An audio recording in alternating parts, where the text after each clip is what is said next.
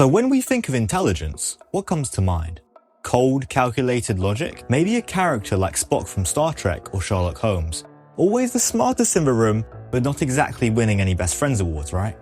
And when we think of emotions, it's usually the opposite. Someone like Michael Scott from The Office, whose erratic emotions are framed as stupidity.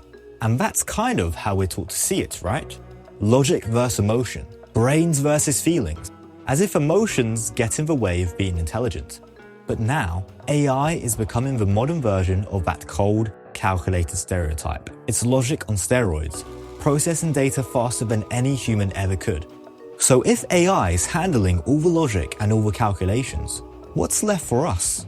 Well, it turns out that there's a whole other type of intelligence, one just as real, just as valuable, and honestly, becoming even more important than ever.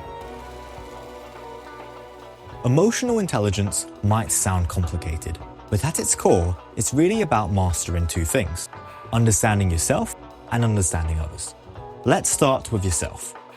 It seems obvious, right? Like, who knows you better than, well, you? But the truth is, self-awareness is harder than it sounds. We'd all like to think that we know exactly how we'd act in a tough situation, until the moment actually comes and we do the complete opposite. That's why self-awareness isn't just about gut feelings. It's about gathering actual evidence, almost like being a detective on yourself. You start looking for patterns. How do you behave when you're stressed? What triggers make you defensive? How do you react when someone challenges your idea? And here's the catch. It's nearly impossible to stay totally objective when analyzing your own behavior. We're experts at making excuses and brushing over stuff we don't want to face. That's where other people come in. Outside perspectives can reveal things we miss or avoid. But this isn't about letting others define you.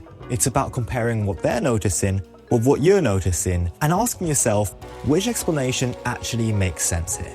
Once you've got that clarity, you can start putting strategies in place. Like if you realize you always procrastinate when you're overwhelmed, set yourself smaller manageable goals. Or if you know that you get defensive during feedback, build in the habit of pausing before you respond so you can take it in properly.